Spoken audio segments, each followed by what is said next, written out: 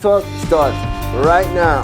Welcome to this edition of Gridiron Sports Talk, the one and only program that focuses on wheelchair sports and the rules of the game. And we are on the gridiron with today with wheelchair soccer.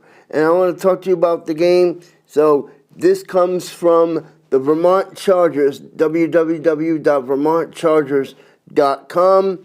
The Vermont Chargers is a power wheelchair team in Vermont. The rules of power soccer are pretty simple. Each of the games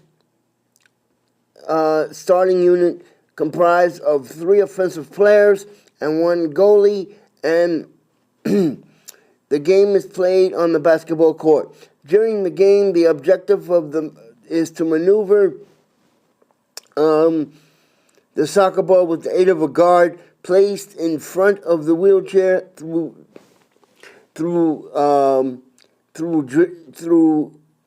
dribbling and passing skills. Like able-bodied soccer, the game incorporates a wide open passing style and uses corner penalty and goal kicks. The fouls and penalties are enforced in power soccer, and they're also simple to the able-bodied game, and use of red and yellow cards. Like you would learn more about, if you would like to learn more about the official rules, you can download on the website the laws of the game.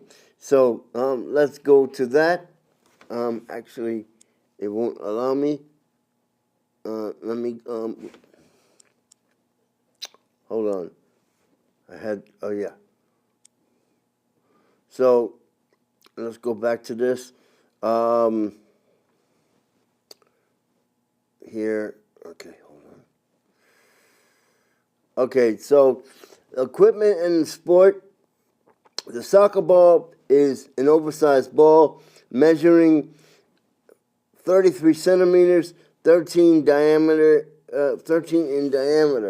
The power wheelchairs used in the sport can be simple as a typical power chair and has been modified to include a front guard, more oftentimes a rear guard and wheelie wheels. More advanced power wheelchairs specifically designed for a sport are also available. Okay, and let's go through their now this was okay, so they have not been playing. I'm letting you know here. The last game they played, according to this, now it's February 25th, 25 to 26, and as of today, they have not been playing. But their last games were in 2019. So let's go to more rules of the game about power soccer. Let me get to that.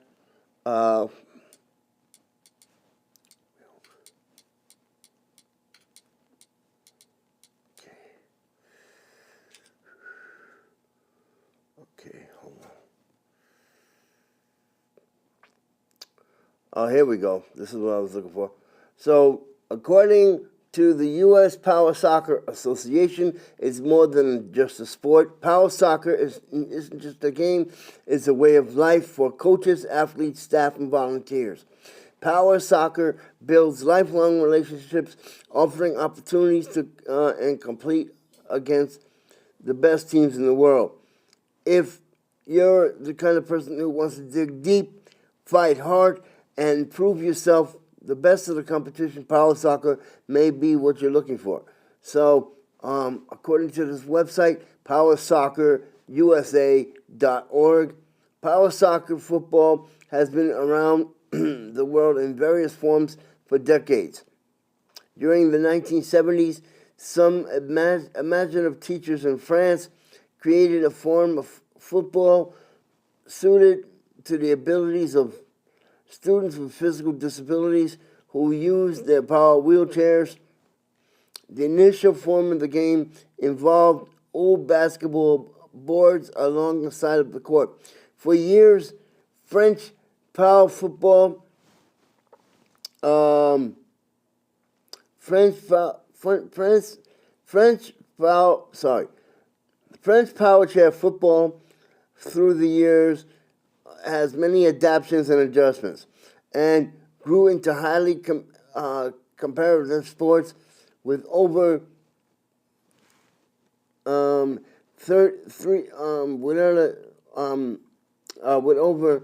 30 teams in 3 divisions and many tournaments leading up to national championship. Varieties around the world. Meanwhile, in 1982, some energetic Canadian chair users developed another form of power chair football and electric wheelchair soccer, later changed to power soccer. In 1988, power soccer was imported in the U.S. by a disabled sports program founded by the university students of Berkeley, California. Power soccer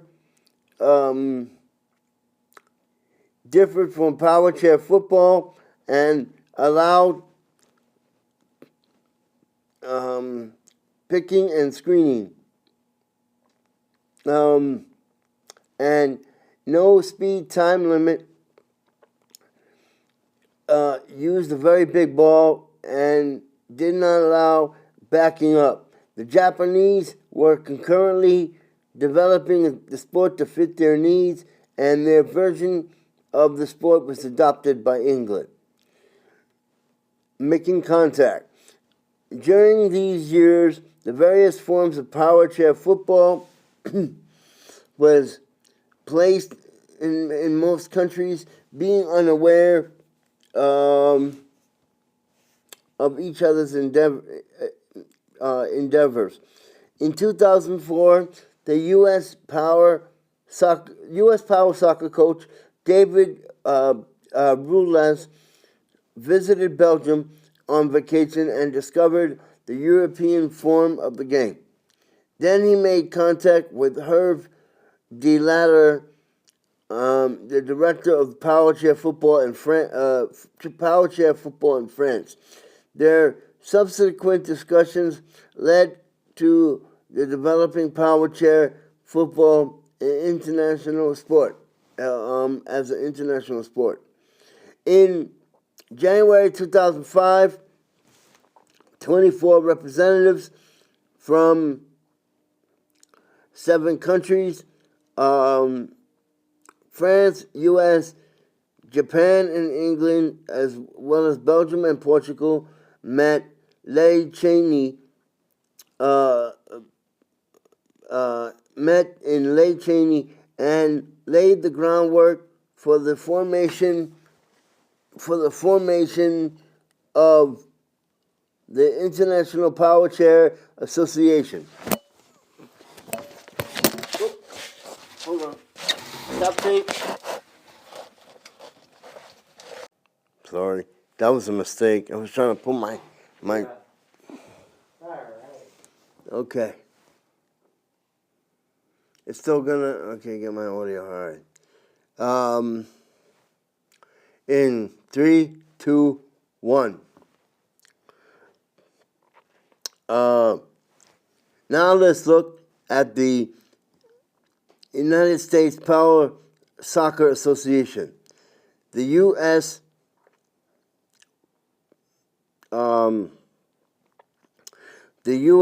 USPSA is the governing body of the first competitive team sport designed for wheelchair users.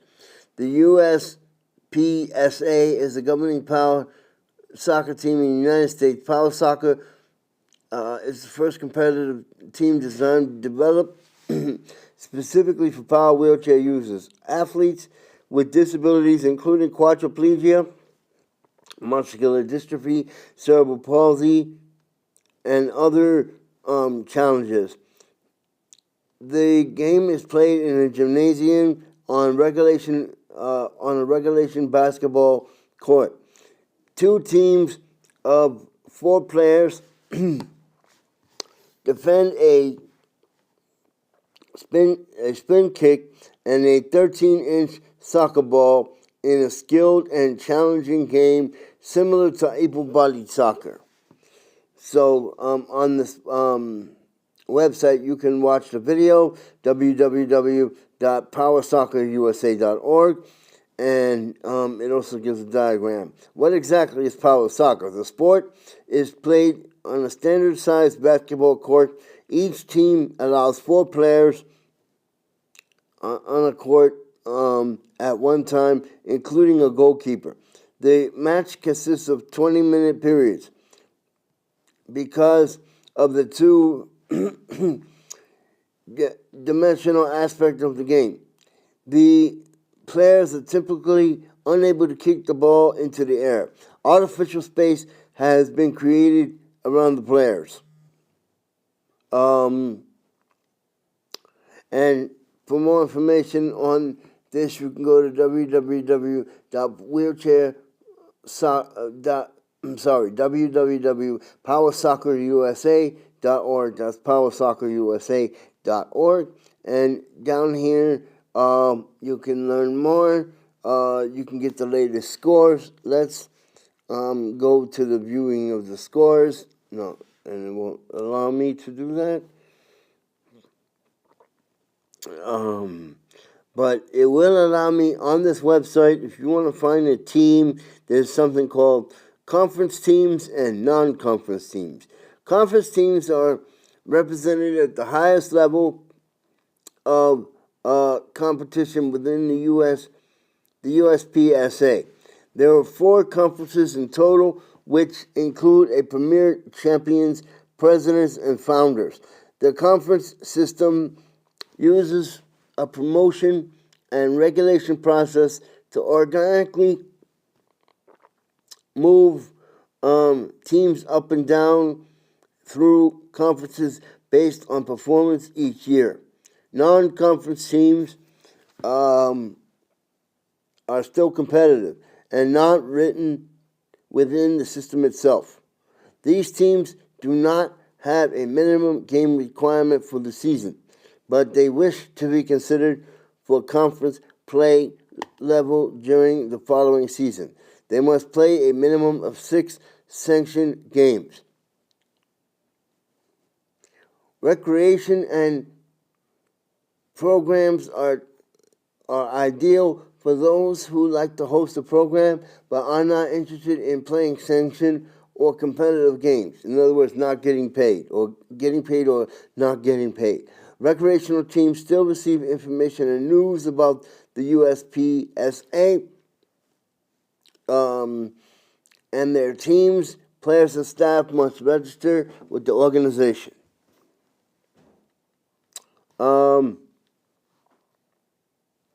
And for more information on that, on the website there's a map, and you can go to that, and it goes by state.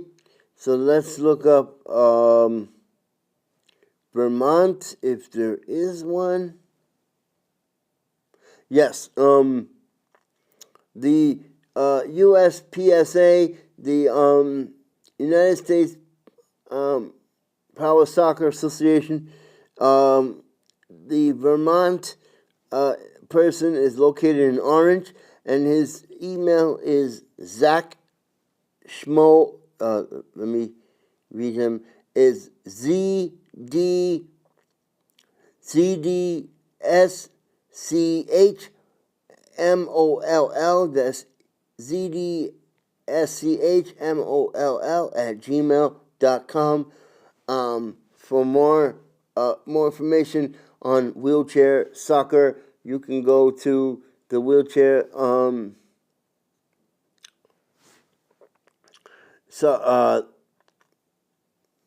soccer.org, USPSA.org. That's USPSA.org, www.uspsa.org. And for more information on wheelchair soccer itself, let me just define what wheelchair soccer is again.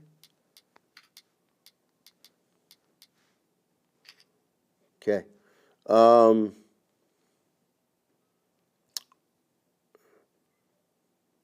So, wheelchair soccer, according to Wikipedia, is a variation of the Association of Football, and the participants are wheelchair users due to a physical disability or intellectual disability, and can also be factors that are not always the case. The wheelchairs can either be motorized or manually pushed.